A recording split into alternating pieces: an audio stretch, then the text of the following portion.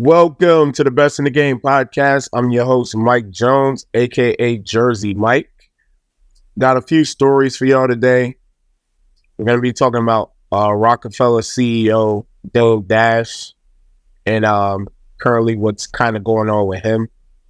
So before we get into it, please be sure to like and subscribe to the channel. Greatly appreciate it. Help support the channel. Helps me to keep making this content, bringing this content to y'all. If you get a chance, get a moment, please be sure to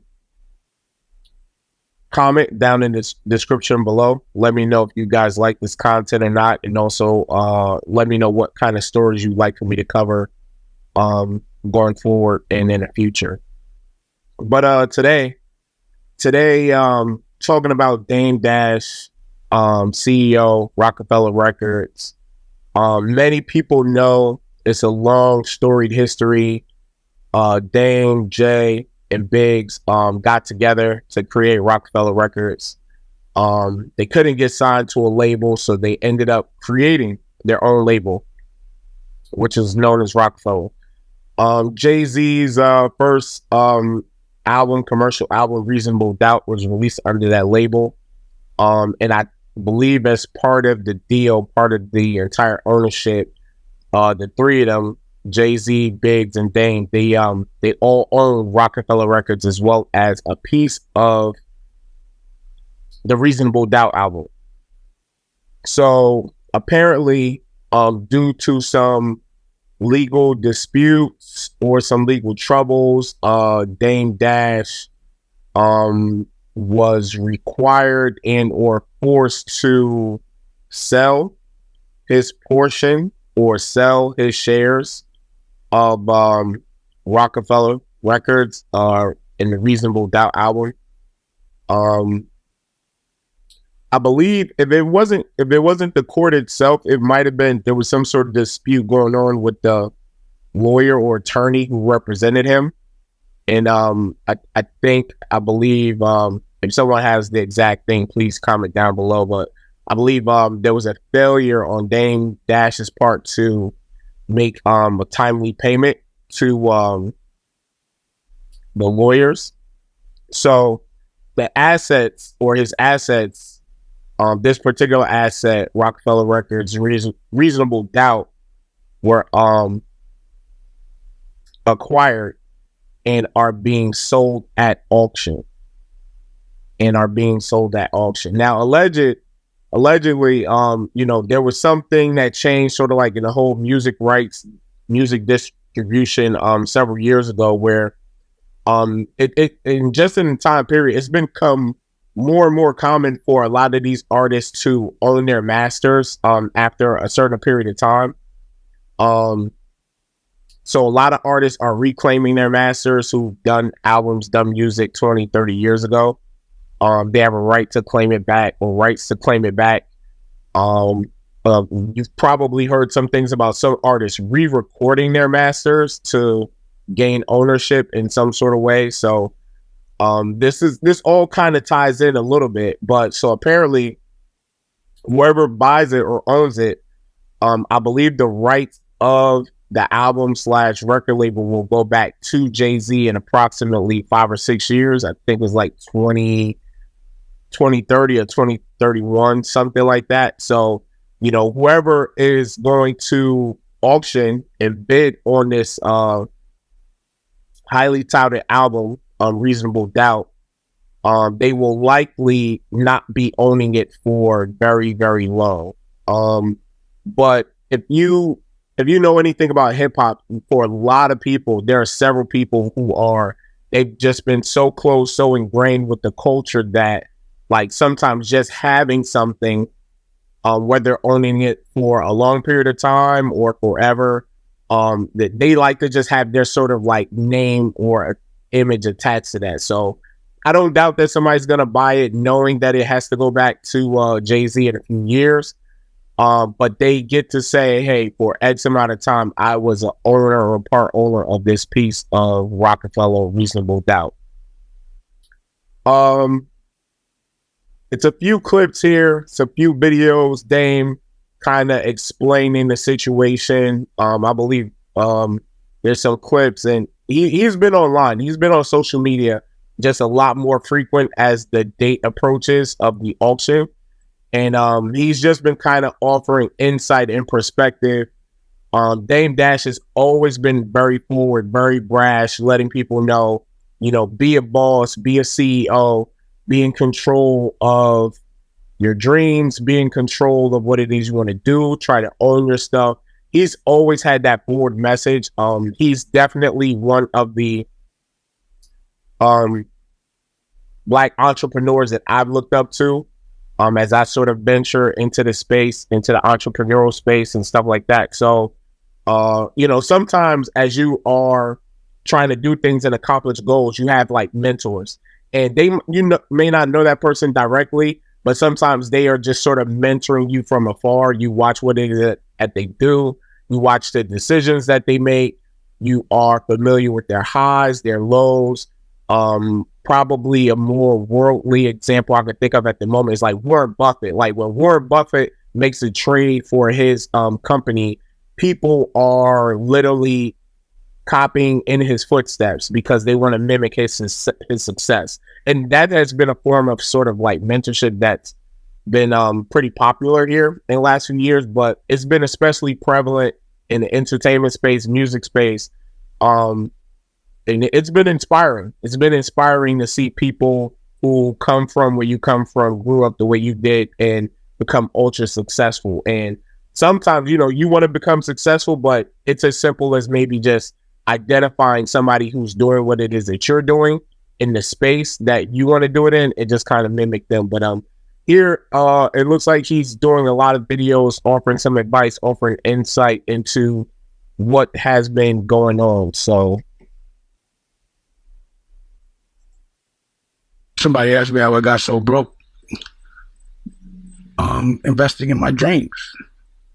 When you're investing in your dreams and you dream big, you always gonna be broke. I have a lot of shit, but I don't have no money for nobody else. That's what you call broke. But that's what it is. Well, but either way, I'm gonna get with y'all. Stay tuned. I'm curious to see how it all rolls out. But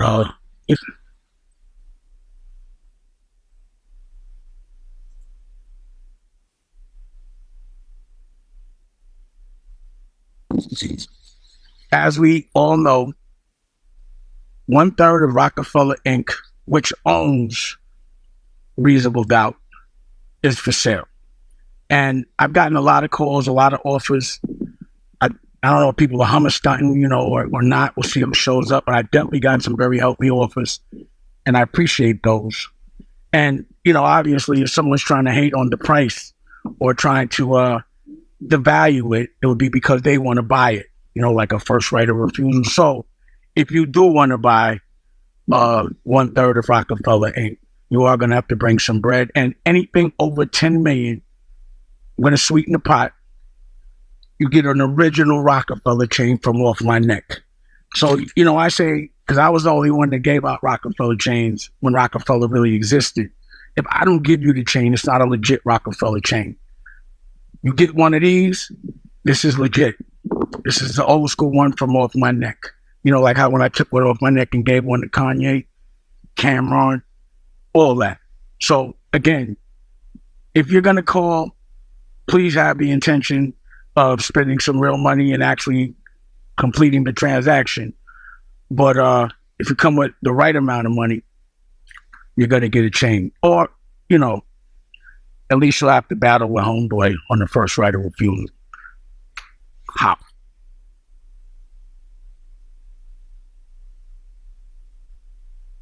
All right, so yeah, that was Dame Dash.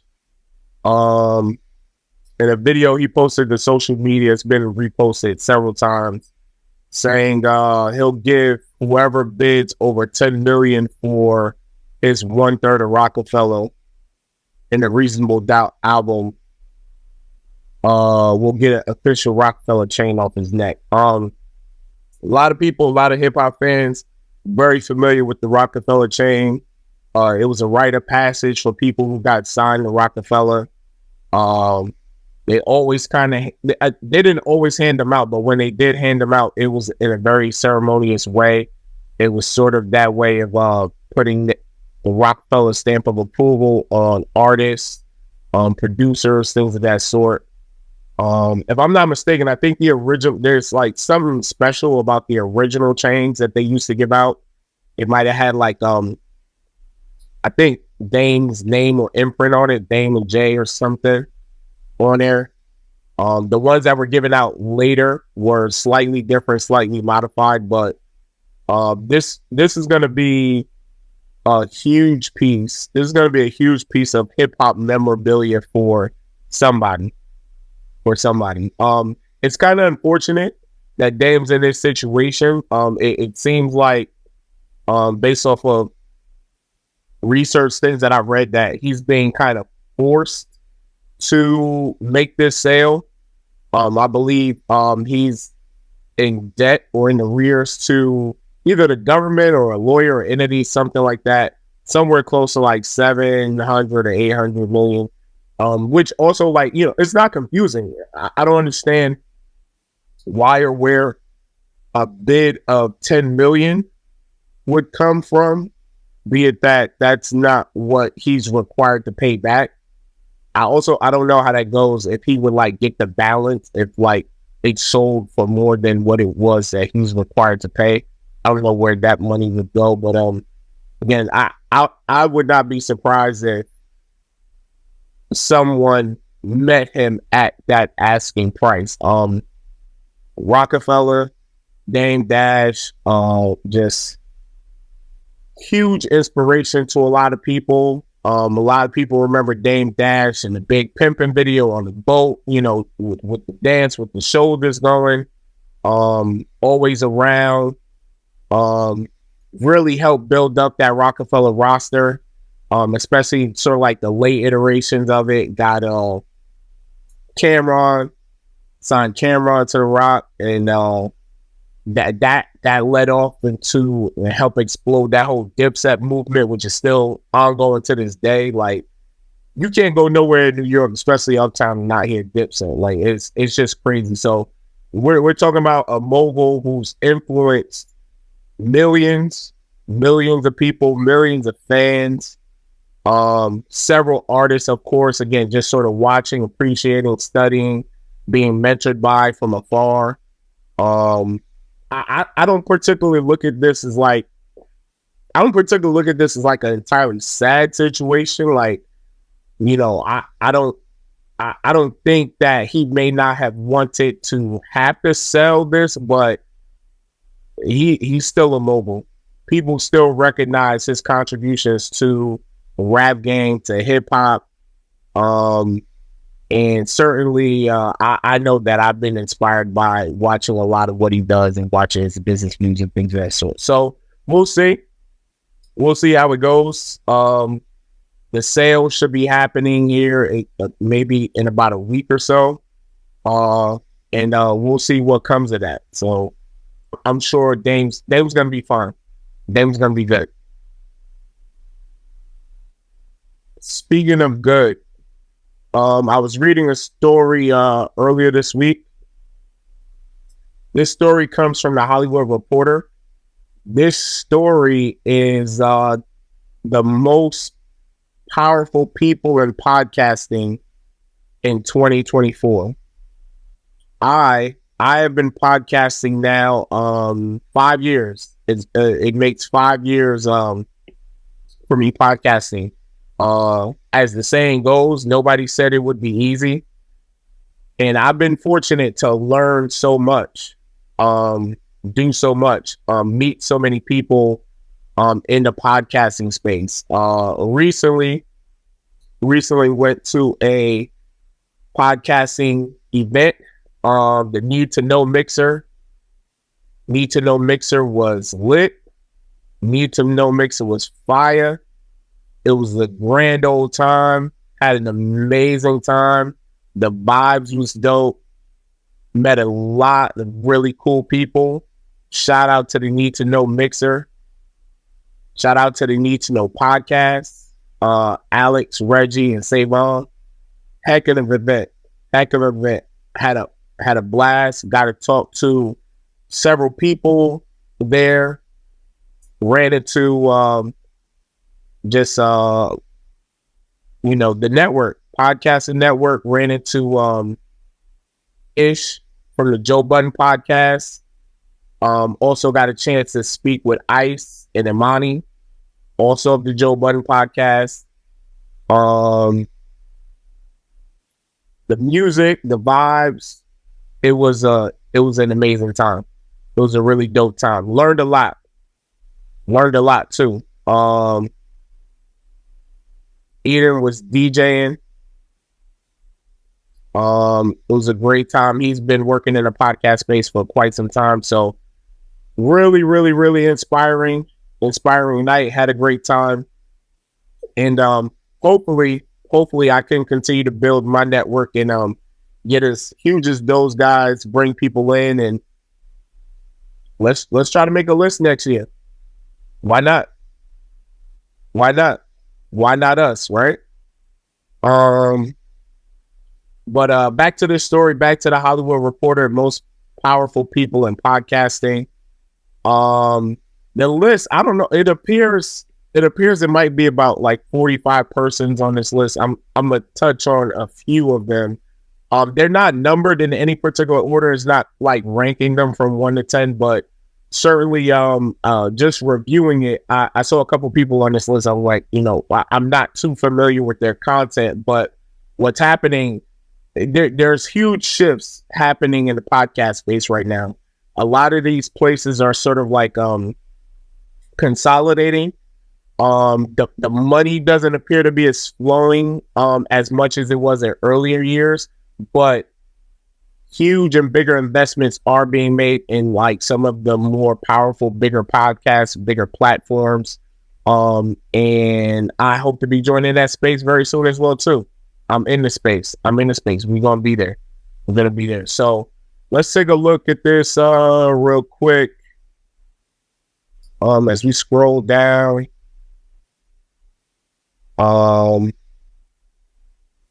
A cast: Ross, Adams, Tiffany, Ashley, Gray, Glendy. The Mr. Ballin podcast, like John Allen.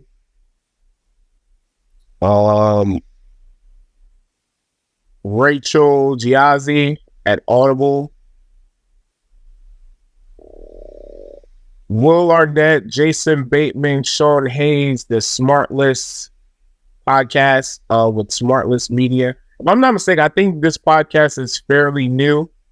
What does it say here? What was once simply an early pandemic plan to keep 3 active friends, Arnett, Bateman, and Hayes, connected and busy is now a full-blown media company, complete with live events and additional podcasts remaining at the center in Smartless, a hit podcast that has drawn rock stars, movie stars, and 3 U.S. presidents as guests.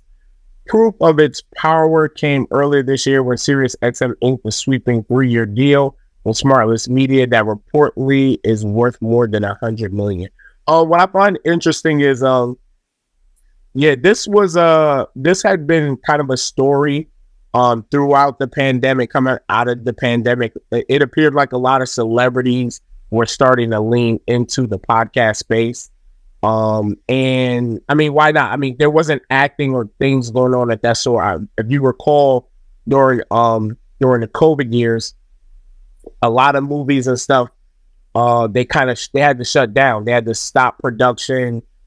Travel was not allowed to happen. So even if a movie was greenlit and approved for travel in, like, let's say another country, if that country wasn't letting the studios into the country, then the actors just kind of had to be at home and waiting. And so at that time, a lot of celebrities had started venturing off into other things. Podcasts became one of those huge platforms for several of them. So Will Arnett, Jason Bateman, Sean Hayes. I don't particularly tune into their podcasts. I do enjoy their content. I do enjoy their movies and shows and things of that sort, but I hear it's a really good podcast. Michael Barboa, Sabrina Tavernier at The Daily. We have the God, Charlemagne the God, Black Effect Media, best known as the co-host of iHeartRadio's hugely popular morning gabfest, The Breakfast Club, and the comedy podcast, The Brilliant Idiots, alongside Andrew Schultz. Leonard Charlemagne the God McKelvey is just as busy outside the recording booth. He has executive produced several award-winning scripted podcasts with Kevin Hart and founded iHeart's The Black Effect Podcast Network, a 4-year-old group comprised of 30 Black-led podcasts, including Powerless Honorary Drink Champs, with nearly 1 billion downloads among them.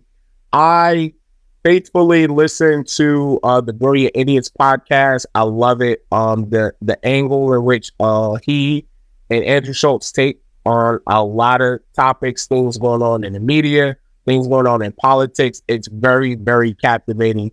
Big fan of that show, and I was well aware that he has his thumbprint all over the podcasting industry in some way, shape, or form. And I'm just a huge fan of what Charlemagne has done in the podcasting space. So shout out to him, shout out to Black Effect Media, shout out to Andrew Schultz and the Breakfast Club, DJ MB, Jessica Hilarious. Who else we got here? Chuck Bryant and Josh Clark. Stuff you should know. Campside Media, Crooked Media, John Favreau, John Lovett, Tommy Lecter. I'll probably check that out. Big fan of John Favreau. A lot of the work he's done at the Marvel movies. Dateline NBC. Apparently, I had no idea. Like these Dateline news, crime, media, those are also very popular mediums in the podcast space. Apparently, a lot of people like to receive that. True crime is a very big part of the podcasting. Emma Chamberlain, Alex Cooper from Call Her Daddy. A lot of people know Alex Cooper formerly with Barstool. Let's see, this year all eyes are on Cooper's pending distribution deal, which is expected to break records. He signed a $60 million contract with Spotify in 2021 after moving her chat show over from the Barstool network. If I'm not mistaken, I might be a little bit late, but as of the recording of this podcast, Alex Cooper signed a huge mega distribution deal with Sirius XM. I believe it's in the area of 120 million, 150 million, something like that. So Alex Cooper, she's doing her thing. Started off, it was a duo. Now she's doing it solo. I do know, like, it started off talking about kind of like, women, dating and stuff like that. But she's got a lot of A-list celebrities on the show, got like a lot of views. So shout out to her for just bringing like wide eyes to the podcast space. Further down the list, Ben Davis and Marissa Hurwitz with WME. We Can Do Hard Things. Hot Mess. My Favorite Murderer. Again, murder, crime, true crime, news. Very big in the podcast space. Very popular. Crime Junkie. Gillian Wallow, $1 million worth of games. Shout out to Gillian Wallow. Fantastic content, fantastic media. As of lately, they've been doing like a lot more traveling. I've noticed that they've been doing a lot more interviews on other people's podcasts, other people's platforms, things of that sort. But $1 million worth of game, interviewing some of the biggest names in entertainment. It's been a while since I've seen an episode, but I've seen these guys literally everywhere. And shout out to those guys for making the Power Podcast list. Let's see. Tony Hinchcliffe, hilarious. Killed it. Tony Hinchcliffe killed it at the roast of Tom Brady on Netflix. And I'm pretty sure his profile's been raised since then. So shout out to Tony Hinchcliffe. Huberman Lab. I'm a big fan of Huberman Lab. I watch the podcast. I like to watch a lot of podcasts as opposed to listening. That's just me. I'm kind of like a visual guy. If I'm driving and I'm in the car, of course I'm paying attention to the road. I'll be doing more listening, but typically I like to sit down and actually watch podcasts. Andrew Huberman has been fantastic. Health and wellness space and the podcasting space has also grown tremendously over the last few years, and he's been sort of at the helm of that as well. Let's see. iHeart got Conal Byron and Will Pearson. Morbid. What else? Jason Kelsey, Travis Kelsey, New Heights. These guys have literally been on fire. You couldn't ask. You literally couldn't write. You couldn't script what it is that these guys have been able to do in terms of boosting their profiles, using the podcast to tell stories, share stories of growing up, share stories of their experiences in NFL locker rooms, bringing on special guests, bringing on family, things of that sort, and still have been able to, although Jason Kelsey recently retired, still been able to just sort of perform at a high level professionally on the field at the same time. Shout out to the New Heights podcast. Lemonada Media, Julia Louis-Dreyfus, Wiser Than Me. I hear this podcast is very, very popular. I'll share a story. I recently watched the episode of driving in cars and getting coffee with Jerry Seinfeld. I watched the episode with her on it, and she's amazing. She looks like she is a fun time to hang out with, like in person, just in terms of laughing, joking, very lighthearted, amazing conversations Julia Louis-Dreyfus is having. Shout out to her. Rachel Maddow, New York Times, more news, NPR. This is it sounds like they're specifically talking about NPR News Now here. I'm a big fan of NPR on YouTube, NPR Music specifically. I really be having little mini concerts in the house with NPR Music. Joe Rogan, one of the Mount Rushmore of podcasting, I guess. Joe Rogan really lit up the space with his exclusive deal with Spotify a few years ago. I think now it's like a non-exclusive, but surely he's been huge for the podcasting space. Shout out to Joe Rogan. Damn, it's a long ass list. Matt Rogers, Bowen Yang from Saturday Night Live, hilarious comedian. Ben Shapiro, Shannon Sharp, Club Shay Shay started the year off right with his interview with Cat Williams. Still hilarious, still to this day, still racking up views. Armchair expert Bill Simmons podcast in the Ringer. Honestly, one of the reasons that I started podcasting, I wanted to have more conversations with people about sports and other sports media. Bill Simmons was a very huge, big inspiration for that. Jump started the careers of some people that I followed. Jalen Rose is one of those persons. So Bill Simmons has been huge in the space. Sirius XM, which is now also huge in the podcasting space. Sony Music, Steve Ackerman, Emily Rasesh. Spotify, of course, we know. Team Coco, Conan O'Brien, Theo Vaughn. Theo Vaughn's been huge. He has a lot of guests on there as well too. Vox Media, and Wondery. Wondery has built out their network pretty strong. Let's see, the Amazon-owned podcast studio recently bought Dax Shepard's popular Armchair Expert into its fold as part of an $80 million deal. The company, which is the second largest publisher on the list, according to Podtrac, also has found success with bingeable narrative titles, including Week Crash and Dr. Death.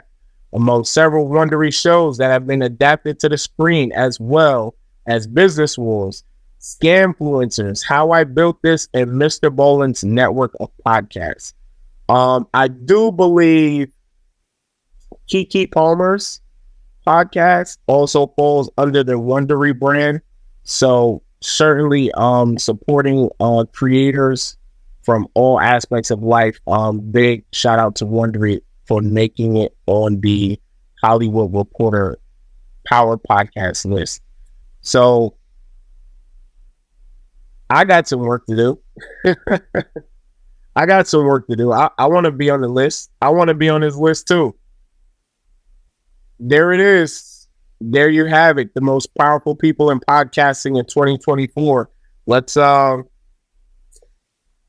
to get the Best in Game podcast on that list for 2025. You heard? All right. Appreciate y'all listening. Thank you for checking out the podcast. Be sure to like and subscribe, and I will check y'all out later. Bye.